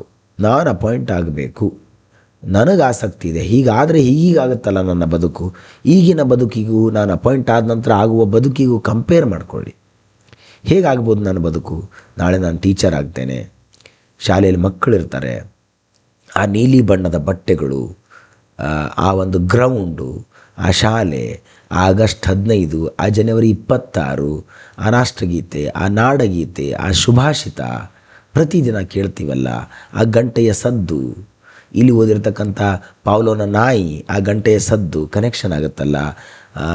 ಸಹಶಿಕ್ಷಕರು, ಮುಖ್ಯ ಗುರುಗಳು, ಅಧಿಕಾರಿಗಳು, ಹೀಗೆ ಮಕ್ಕಳಿಗೆ ಕ್ರೀಡಾಕೂಟ, ಪ್ರತಿಭಾ ಕಾರಂಜಿ ಇವೆಲ್ಲ ಸಂಘಟನೆ ಮಾಡೋದು, ನನ್ನ ವಿಷಯದಲ್ಲಿ ವಿದ್ಯಾರ್ಥಿಗಳಿಗೆ ತುಂಬ ಜಾಣರನ್ನಾಗಿ ಮಾಡೋದು, ಬೇರೆ ಬೇರೆ ಪರೀಕ್ಷೆ ಬರೆಸೋದು, ಆ ಬೋರ್ಡು, ಆ ಕಪ್ಪು ಹಲಿಗೆ, ಆ ಬಳಪ, ಆ ಮಾರ್ಕರ್, ಆ ಪ್ರೇಯರ್, ಹೀಗೆ ಆ ಮಕ್ಕಳ ತುಂಟಾಟ, ಆ ಬಿಸಿ ಊಟ, ಆ ಮೊಟ್ಟೆ, ಆ ಬಾಳೆಹಣ್ಣು, ಆ ಶೂ, ಆ ಸಾಕ್ಸ್, ಏನಂತ ಹೇಳಬೇಕಿನ್ನು? ಸಾಕಲ್ಲ ಇಷ್ಟು ಪ್ರೇರಣೆಗೆ? ನಮಗೆ ನಾವು ಪ್ರೇರೇಪಿತರಾಗಲಿಕ್ಕೆ ಇಷ್ಟು ಸಾಕಲ್ಲ, ಮತ್ತೇನು ಬೇಕು?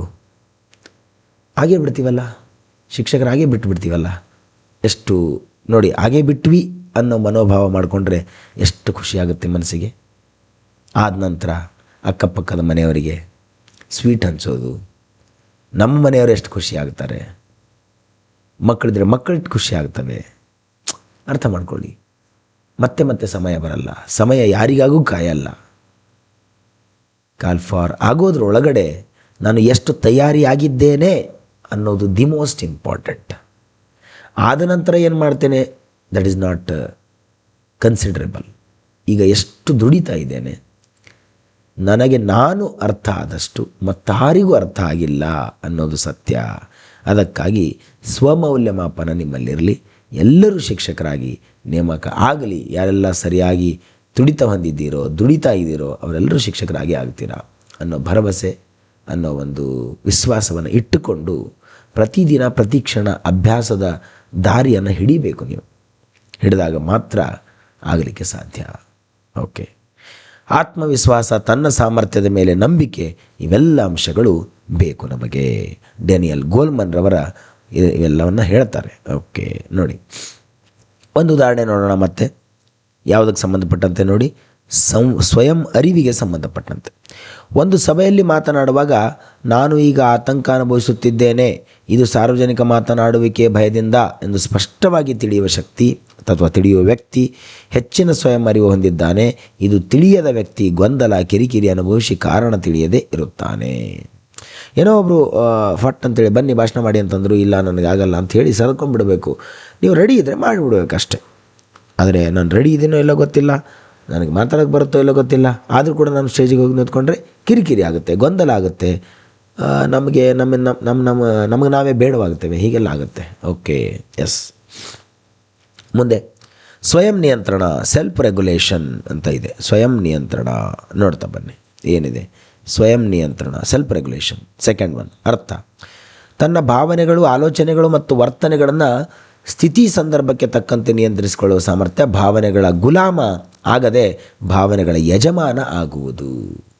ಎಷ್ಟು ಅದ್ಭುತವಾದ ಮಾತು ನೋಡಿ. ನಾವು ಯಾವಾಗಲೂ ನಮ್ಮ ಭಾವನೆಗಳ ಗುಲಾಮರಾಗಬಾರದು, ನಮ್ಮ ಭಾವನೆಗಳ ಯಜಮಾನರಾಗಬೇಕು. ಏನು ಇದರ ಅರ್ಥ ನೋಡಿ. ಒಬ್ಬ ವಯಸ್ಸಿಗೆ ಬಂದ ಹುಡುಗ ಸ್ಕೂಟರ್ ಅಥವಾ ಬೈಕನ್ನು ತೆಗೆದುಕೊಂಡಿದ್ದಾನೆ. ಯಾವ ಬೈಕ್ ಅದು? ಬುಲೆಟ್ ಬೈಕನ್ನು ತೆಗೆದುಕೊಂಡಿದ್ದಾನೆ.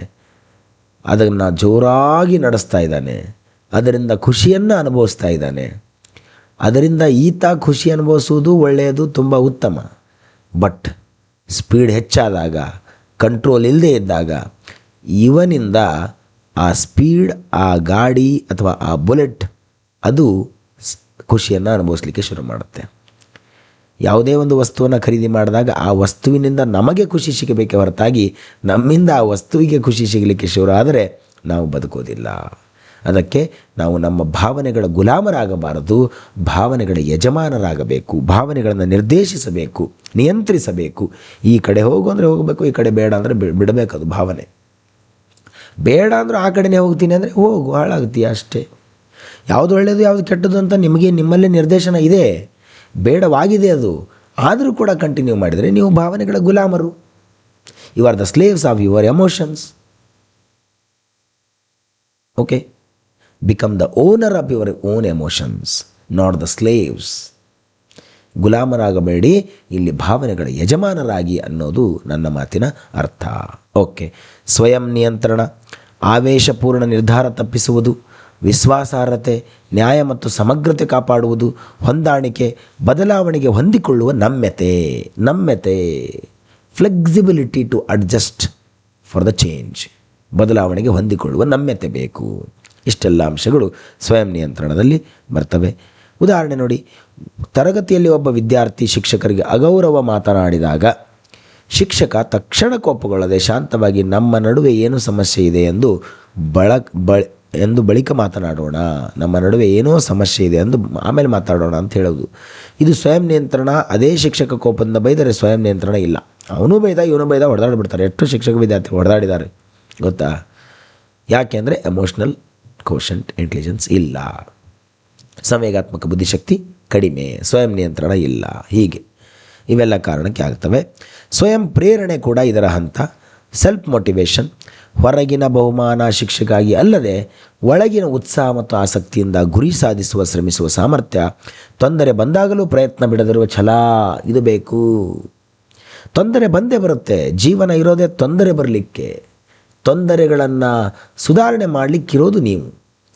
ಜೀವನ ಇರೋದೇ ತೊಂದರೆಗಳು ಬರಲಿಕ್ಕೆ. ತೊಂದರೆಗಳು ಬಂದಾಗಲೂ ಕೂಡ ಪ್ರಯತ್ನ ಬಿಡದಿರುವ ಛಲ ಇದೆಯಲ್ಲ, ಅದು ನಿಮ್ಮನ್ನು ಸೆಲ್ಫ್ ಮೋಟಿವೇಶನ್ಗೆ ಕಾರಣ ಆಗುತ್ತೆ. ಈ ಸ್ಪರ್ಧಾತ್ಮಕ ಪರೀಕ್ಷಾ ಕ್ಷೇತ್ರದಲ್ಲಿ ಸೆಲ್ಫ್ ಮೋಟಿವೇಶನ್ ಅಂತಕ್ಕಂಥದ್ದು ನೀವು ಇಚ್ಛೆ ಪಟ್ಟರೂ ಇಚ್ಛೆ ಪಡೆದಿದ್ದರೂ ನಿಮ್ಮನ್ನು ಅದೇ ದಾರಿಯಲ್ಲಿ ಇರಿಸ್ತಕ್ಕಂಥ ಒಂದು ಮೋಟಾರ್ ಆಗಿ ಕಾರ್ಯವನ್ನು ನಿರ್ವಹಿಸುತ್ತೆ. ಅದಕ್ಕಾಗಿ self motivation is the most important. ನೋಡಿ, ಒಂದು ಚಿಕ್ಕ ಕಥೆ ಹೇಳ್ತೇನೆ ಇಲ್ಲಿ ನಿಮಗೆ. ಒಂದು ಗುಬ್ಬಚ್ಚಿ ಇತ್ತಂತೆ, ಇನ್ನೊಂದು ಜೇನು ನೊಣ ಇತ್ತಂತೆ. ಜೇನು ನೊಣ ಮತ್ತು ಗುಬ್ಬಚ್ಚಿಯ ಇಬ್ಬರಲ್ಲೂ ಏನು ಸಂಭಾಷಣೆ ನಡೀತಾ ಇತ್ತು. ಏನು ಸಂಭಾಷಣೆ ಅಂದರೆ, ಗುಬ್ಬಚ್ಚಿ ಜೇನು ನೊಣಕ್ಕೆ ಕೇಳ್ತು, ಇಲ್ಲ ನೀನು ಇಷ್ಟೆಲ್ಲ ಕಷ್ಟಪಟ್ಟು ಸಾವಿರಾರು ಹೂವುಗಳಿಗೆ ಹೋಗಿ ಮಕರಂದವನ್ನು ಹೀರಿ ತಂದು ಜೇನುತುಪ್ಪವನ್ನು ರೆಡಿ ಮಾಡ್ತೀಯ. ಯಾರೋ ಒಂದಿನ ಇಷ್ಟು ದಿನ ನೀನು ರೆಡಿ ಮಾಡಿರ್ತಕ್ಕಂಥ ಜೇನುತುಪ್ಪವನ್ನು ಯಾರೋ ಒಂದಿನ ಬಂದು ನಿನಗೆ ಬೆಂಕಿ ಹಚ್ಚಿ ಅಥವಾ ಗಾಳಿ ಹೊಡೆದು ಏನಾದರೂ ಮಾಡಿ ನಿನ್ನನ್ನು ಹಾರಿಸಿ ನಿನ್ನ ಜೇನನ್ನು ಕೊಂಡೊಯ್ದು ಬಿಡ್ತಾರೆ. ಆಗ ನಿನಗೆ ನೋವಾಗೋದಿಲ್ವಾ ಅಂತ ಹೇಳುತ್ತಂತೆ. ಆಗ ಆ ಜೇನು ನೊಣ, ರಾಣಿ ಜೇನು ಹೇಳುತ್ತಂತೆ ಯಾರಿಗೆ? ಗುಬ್ಬಚ್ಚಿಗೆ. ನೋಡು, ನಾನು ದುಡಿತಾ ಇದ್ದೀನಿ, ಹೀಗೆ ದುಡಿತಾ ಇರ್ತೀನಿ. ಇನ್ನೊಬ್ಬ ವ್ಯಕ್ತಿಗೆ 1000 ಅಲ್ಲ 1,00,000 ಹೂಗಳನ್ನು ಕೊಡ್ತೀನಿ, ಕೋಟಿ ಹೂಗಳನ್ನು ಕೊಡ್ತೀನಿ. ಒಂದೇ ಒಂದು ಹನಿ ಜೇನುತುಪ್ಪವನ್ನು ಆತನಿಂದ ಮಾಡಲು ಸಾಧ್ಯವೇ ಇಲ್ಲ. ಅದಕ್ಕಾಗಿ ಅವರು ಕದೀತಾರೆ, ಒಳ್ಳೆಯದು. ಅವರು ಏನನ್ನು ಕದಿಬೋದು?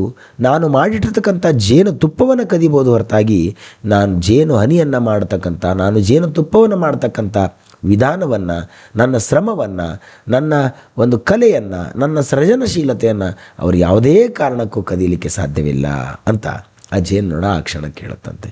ಅದಕ್ಕಾಗಿ ಗುಬ್ಬಚ್ಚಿ ಅರ್ಥ ಮಾಡಿಕೊಳ್ತು. ಹೀಗೆ ನಾವು ಒಳಗಿನಿಂದ ಪ್ರೇರಿತರಾಗಬೇಕು.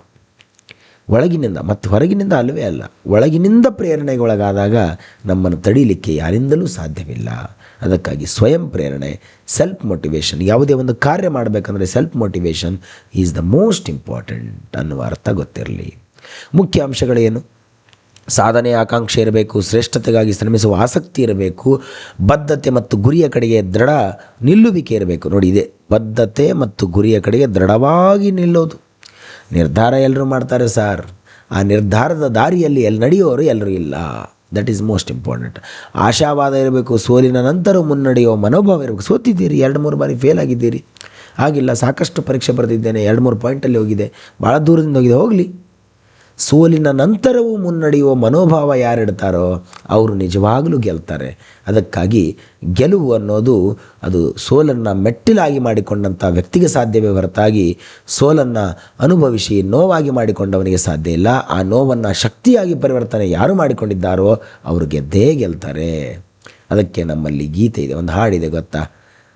ಗೆದ್ದೇ ಗೆಲ್ಲಬೇಕು ಒಳ್ಳೆತನ ಅನ್ನೋದು. ಆ ಕಾರಣಕ್ಕಾಗಿ ಹೇಳೋದು ಉಪಕ್ರಮ, ಅವಕಾಶ ಕಾಯದೆ ಸ್ವಯಂ ಕ್ರಮ ತೆಗೆದುಕೊಳ್ಳುವ ಶಕ್ತಿ. ಅವಕಾಶಕ್ಕಾಗಿ ಕಾಯೋದಲ್ಲ, ಸ್ವಯಂ ಕ್ರಮವನ್ನು ತೆಗೆದುಕೊಳ್ಳುವ ಶಕ್ತಿಯನ್ನು ಸ್ವಯಂ ಪ್ರೇರಣೆ ಅಂತ ಹೇಳ್ತಾರೆ. ಉದಾಹರಣೆಗೆ ನೋಡಿ, ನಾವು ಎಡಿಸನ್ ಬಗ್ಗೆ ಮಾತಾಡ್ತೇವೆ. 1,000 ಬಾರಿ ವಿಫಲನಾದರೂ ನಾನು 1000 ವಿಫಲ ವಿಧಾನಗಳನ್ನು ಕಂಡುಹಿಡಿದೆ ಎಂದು ಮುಂದುವರೆದ. ಇದು ಅಸಾಧಾರಣ ಸ್ವಯಂ ಪ್ರೇರಣೆ. ಶಾಲೆಯಲ್ಲಿ ಯಾರು ಪ್ರೋತ್ಸಾಹಿಸದಿದ್ದರೂ ಕಲಿಯುವ ಆಸಕ್ತಿಯಿಂದ ಪ್ರತಿದಿನ ಓದುವ ವಿದ್ಯಾರ್ಥಿ ಇದಕ್ಕೆ ಇನ್ನೊಂದು ಉದಾಹರಣೆಯಾಗಿ ನಿಲ್ತಾನೆ.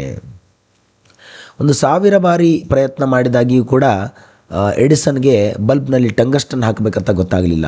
ಕೊನೆಗೊಂದಿನ ಗೊತ್ತಾಯಿತು, ನೀನು 1000 ಬಾರಿ ಸೋತೆ ಅಲ್ಲ ಅಂತಂದಾಗ ಆತ ಹೇಳ್ದ, ನಾನು 1000 ಬಾರಿ ಸೋತಿಲ್ಲ, 1000 ವಿಫಲವಾಗುವ ವಿಧಾನಗಳನ್ನು ಕಂಡುಹಿಡಿದಿದ್ದೇನೆ. ಈ 1000 ವಿಧಾನಗಳನ್ನು ನಾನು ಮಾಡದೇ ಇದ್ದರೆ ಇವತ್ತಿದನ್ನು ಕಂಡುಹಿಡಲಿಕ್ಕೆ ಸಾಧ್ಯವಾಗುತ್ತಿರಲಿಲ್ಲ ಅನ್ನೋದನ್ನು ಆತ ನೆನಪಿಸ್ಕೊಳ್ತಾನೆ. ಅರ್ಥ, ತನ್ನ ಸೋಲನ್ನು ತನ್ನ ಮೆಟ್ಟಿಲನ್ನಾಗಿ ಮಾಡಿಕೊಂಡ, ಅದನ್ನು ಕೂಡ ಧನಾತ್ಮಕವಾಗಿ ಬದಲಾವಣೆ ಮಾಡಿಕೊಂಡ. ಹೀಗೆ ಧನಾತ್ಮಕವಾಗಿ ತನ್ನ ಸೋಲುಗಳನ್ನು ಬದಲಾವಣೆ ಯಾರು ಮಾಡಿಕೊಳ್ತಾರೋ ಅವರು 100ಕ್ಕೆ 100ರಷ್ಟು ನೌಕರಿಯನ್ನು ಪಡೆದುಕೊಳ್ತಾರೆ, ಜೀವನದಲ್ಲಿ ಯಶಸ್ಸನ್ನು ಸಾಧಿಸ್ತಾರೆ. ರೈತ ಯಾವುದೇ ಫಲಾಪೇಕ್ಷೆ ಇಲ್ಲದೆ ಭೂಮಿಯಲ್ಲಿ ಬಿತ್ತುತ್ತಾನೆ, ಮೋಡವನ್ನು ನೋಡುತ್ತಾ ಬಿತ್ತುತ್ತಾನೆ. ಮಳೆ ಬರುತ್ತಂತ ಏನಾದರೂ ಗ್ಯಾರಂಟಿ ಇತ್ತಾ ರೈತನಿಗೆ? ಇಲ್ಲವೇ ಇಲ್ಲ. ಆದರೂ ಪ್ರಯತ್ನ ಪಡ್ತಾನೆ. 1 ವರ್ಷ 2 ವರ್ಷ ಮಳೆನೇ ಬರಲ್ಲ, ಬರಗಾಲ ಬರುತ್ತೆ, ಆದರೂ ಪ್ರಯತ್ನ ಬಿಡಲ್ಲ. ಬರಗಾಲ ಇದೆ, ಈ ವರ್ಷ ಮಳೆ ಬರಲ್ಲ ಅಂಥೇಳಿ ಸಾವಿರಾರು ಮಾಧ್ಯಮಗಳು ಹೇಳ್ತವೆ, ಎಲ್ಲಿನೋ ಲಾನಿನ ಏನೇನೋ ಎಫೆಕ್ಟ್ ಮಾತಾಡ್ತವೆ. ಎಲ್ಲ ಮಾತಾಡಿದರೂ ಕೂಡ ರೈತ ಅದರ ಬಗ್ಗೆ ತಲೆ ಕೆಡಿಸ್ಕೊಳ್ಳಲ್ಲ. ಬಿತ್ತೋದಂದರೆ ಬಿತ್ತೋದೆ. ಈ ವರ್ಷ ಬರಲ್ಲ ಅಂದರೆ ಮುಂದಿನ ವರ್ಷ ಬರುತ್ತೆ. ಆ ರೀತಿ ರೈತ ಶ್ರಮ ನಿಮ್ಮಲ್ಲಿ ಮನೆ ಮಾಡಬೇಕು. ನಿಮ್ಮಲ್ಲಿ ಆ ರೈತ ಶ್ರಮ ಮನೆ ಮಾಡಿದಾಗ ನಿಮ್ಮ ಒಂದು ಜಾಬ್ ಆಗೇ ಆಗುತ್ತೆ. ಓಕೆ, ಇದು ಸ್ವಯಂ ಪ್ರೇರಣೆ. ಓಕೆ, ಮುಂದುವರಿಯೋಣ. ಹಾಗೆ ಅನುಭೂತಿ ಶಕ್ತಿ ನೋಡಿ, ಎಂಪತಿ ಅಂತ ಆರಂಭದಲ್ಲಿ ಹೇಳಿದೆ ನಾನು. ದಟ್ ಈಸ್ ಅನುಭೂತಿ ಶಕ್ತಿ ಅಂತ ಕರೆಸ್ಕೊಡುತ್ತೆ. ಅನುಭೂತಿ ಶಕ್ತಿ ನೋಡಿ ಏನಿದೆ, ಇತರರ ಭಾವನೆಗಳನ್ನು ಅವರ ದೃಷ್ಟಿಕೋನದಿಂದ ಅರ್ಥ ಮಾಡಿಕೊಂಡು, ಅವರ ದೃಷ್ಟಿಕೋನ ನಿಮ್ಮ ದೃಷ್ಟಿಕೋನ ಅಲ್ಲ. ಈಗ ಕೆಲವೊಂದು ಕಡೆ ನೀವು ಚಿತ್ರಗಳನ್ನು ನೋಡಿರ್ಬೋದು ವಾಟ್ಸಪ್ಪಲ್ಲಿ. ಒಬ್ಬ ವ್ಯಕ್ತಿ ಈ ಕಡೆ ನಿಂತಿರ್ತಾನೆ, ಒಬ್ಬ ವ್ಯಕ್ತಿ ಈ ಕಡೆ ನಿಂತಿರ್ತಾನೆ. ಒಬ್ಬನಿಗೆ ಅದು 6 ಕಾಣ್ತಾ ಇರುತ್ತೆ, ಇನ್ನೊಬ್ಬನಿಗೆ 9 ಕಾಣ್ತಾ ಇರುತ್ತೆ. ಹೀಗೆ ನೀವು ಇತರರ ಬಗ್ಗೆ ಅನುಭೂತಿಯನ್ನು ಹೊಂದಬೇಕಾದ್ರೆ, ಅನುಭೂತಿಯನ್ನು ಹೊಂದಬೇಕಾದ್ರೆ ಏನು ಅಂದರೆ, ಇತರರ ಭಾವನೆಗಳನ್ನು ಅವರ ದೃಷ್ಟಿಕೋನದಿಂದ ಅರ್ಥ ಮಾಡ್ಕೊಳ್ಬೇಕು, ಅವರ ಸ್ಥಾನದಲ್ಲಿ ನಿಂತು ಅರ್ಥ ಮಾಡ್ಕೊಳ್ಬೇಕು. ಅವರ ನೋವು ಸಂತೋಷ ತನ್ನದೇ ಎಂಬಂತೆ ಅನುಭವಿಸುವ ಸಾಮರ್ಥ್ಯ ನಿಮಗಿರಬೇಕು. ಅದನ್ನು ಸಹಾನುಭೂತಿ ಅಲ್ಲ, ಸಿಂಪತಿ ಅಲ್ಲ, ನಿನಗೆ ಅನಿಸಿದ್ದು ಅರ್ಥವಾಗುತ್ತದೆ ಎಂಬ ಆಳವಾದ ಗ್ರಹಿಕೆ ಬೇಕು. ನಿನಗೇನು ಅನ್ನಿಸ್ತಾ ಇದೆ ನನಗೆ ಅರ್ಥ ಆಗ್ತಾ ಇದೆ, ನೀನೇನು ಅನುಭವಿಸ್ತಾ ಇದೆಯಾ ನನಗೆ ಅರ್ಥ ಆಗ್ತಾ ಇದೆ, ಅಳಬೇಡ, ಸಮಾಧಾನ ಮಾಡು ಅಂತ ಹೇಳಬೇಕು. ದಟ್ ಇಸ್ ಅನುಭೂತಿ, ಎಂಪತಿ, ಆಳವಾದ ಗ್ರಹಿಕೆ. ಅದು ಏನು, ಇತರನ್ನ ಅರ್ಥ ಮಾಡಿಕೊಳ್ಳುವ ಸಾಮರ್ಥ್ಯ, ವೈವಿಧ್ಯ ಗೌರವಿಸುವಿಕೆ, ಸೇವಾ ಮನೋಭಾವ ಅಂತ ಕರೀತಾರೆ. ನೋಡಿ, ಅನುಭೂತಿ, ಸಹಾನುಭೂತಿ ಮತ್ತು ಅನುಭೂತಿ ಅಂದರೆ ಏನು ಅರ್ಥ ಮಾಡ್ಕೊಳ್ಳೋಣ. ಸಹಾನುಭೂತಿ, sympathy, this is empathy. What is ಸಹಾನುಭೂತಿ? ಅಯ್ಯೋ ಪಾಪ ನಿನಗೆ ಕಷ್ಟ ಆಯಿತು, ಹೀಗೆ ಆಗಬಾರ್ದಾಗಿತ್ತು ಅಂತ ಅಷ್ಟೇ ಅನ್ನೋದು. ಹೊರಗಿನಿಂದ ನೋಡುವ ದೃಷ್ಟಿಕೋನ ಇಲ್ಲಿದೆ ನೋಡಿ, ಹೊರಗಿನಿಂದ ನೋಡೋದು. ಓಕೆ, ನಿನಗೆ ಕಷ್ಟ ಆಯಿತು, ಈ ಕಷ್ಟ ನಿನಗೆ ಆಗಬಾರ್ದಾಗಿತ್ತಪ್ಪ, ಹೀಗೆ ಅನ್ನೋದು. ಬಟ್ ಅನುಭೂತಿ, ನಿನ್ನ ನೋವು ನನಗೆ ಅರ್ಥವಾಗುತ್ತದೆ, ನಾನು ನಿನ್ನ ಜೊತೆಗಿದ್ದೇನೆ, ಐ ಆಮ್ ವಿತ್ ಯು ಅಂತ ಹೇಳೋದು. ಅದೇ ರೀತಿ ನಾನು ಹೇಳ್ತೇನೆ, ನೀವು ಹಲವಾರು ಕಷ್ಟಗಳನ್ನು ಅನುಭವಿಸಿದ್ದೀರಿ, ಹಲವಾರು ಕಷ್ಟಗಳು ನಿಮಗಾಗಿವೆ, ಹಲವಾರು ಕಷ್ಟಗಳು ಈಗಲೂ ಆಗ್ತಾ ಇವೆ. ಈ ಒಂದು ಪರೀಕ್ಷೆ ಬರೆಯೋರಲ್ಲಿ ತೊಂದರೆಗಳಾಗ್ತವೆ. ಅದಕ್ಕಾಗಿ ನೀವು ಹೆದರಬೇಡಿ. ನಾವು ಸಹಾನುಭೂತಿ ತೋರುವವರಲ್ಲ, ಅನುಭೂತಿ ತೋರುವವರು. MG ಅಕಾಡೆಮಿ ನಿಮ್ಮ ಪರೀಕ್ಷೆ ಬರೆಯುವವರೆಗೂ ನಿಮ್ಮ ಜೊತೆಗಿದೆ. ನಾನು ನಿಮ್ಮ ಜೊತೆಗಿದ್ದೇನೆ, ನಮ್ಮ ತಂಡ ನಿಮ್ಮ ಜೊತೆಗಿದೆ. ನಿಮಗೆ ಮಾರ್ಗದರ್ಶನ ಮಾಡಲಿಕ್ಕೆ, ಸರಿದಾರಿ ತೋರಿಸಲಿಕ್ಕೆ, ಅರ್ಥ ಮಾಡಿಸ್ಲಿಕ್ಕೆ, ಸಮಸ್ಯೆಗಳನ್ನು ಪರಿಹರಿಸಲಿಕ್ಕೆ ನಾವಿದ್ದೇವೆ. ನಾವು ಅನುಭೂತಿಯ ಜನವೇ ಹೊರತು ಕೇವಲ ಸಹಾನುಭೂತಿಯ ಜನ ಅಲ್ಲ. ಅದಕ್ಕಾಗಿ ಅತ್ಯಂತ ಕಡಿಮೆ ಕಾಲಘಟ್ಟದಲ್ಲಿ, ಕಡಿಮೆ ಸಮಯದಲ್ಲಿ ನಾವು ಇಡೀ ರಾಜ್ಯವನ್ನು ತಲುಪಿದ್ದೇವೆ. ನೀವೆಲ್ಲ ನಮ್ಮನ್ನು ಇಡೀ ರಾಜ್ಯಕ್ಕೆ ತಲುಪಿಸಿದ್ದೀರಿ ಮತ್ತು ಪರಿಚಯ ಮಾಡಿಸಿದ್ದೀರಿ. ಅದಕ್ಕೆ ನಾವು ಎಷ್ಟು ಧನ್ಯತೆಯನ್ನು ಹೇಳಿದರೂ ಕೂಡ ಕಡಿಮೆ.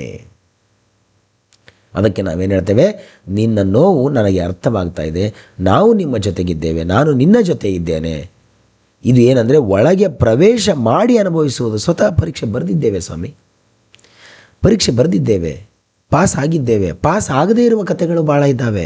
ಅದರಿಂದಾಗಿ ನಮಗೆ ಅರ್ಥ ಆಗುತ್ತೆ ವಿದ್ಯಾರ್ಥಿಗಳ ನೋವು ಏನಂತೇಳಿ. ಅದಕ್ಕಾಗಿ ನಾವು ಬರವಣಿಗೆಯ ಬಗ್ಗೆ, ಈ ಸೈಕಾಲಜಿ ಬಗ್ಗೆ ಇಷ್ಟು ವಿಚಾರ ಮಾಡಿ, ಇಷ್ಟು ಅರ್ಥ ಮಾಡಿಕೊಂಡು, ಇಷ್ಟು ಉದಾಹರಣೆಗಳನ್ನು ತೆಗೆದುಕೊಂಡು ಕ್ಲಾಸ್ ಮಾಡೋ ಅರ್ಥ ಇಷ್ಟೇ.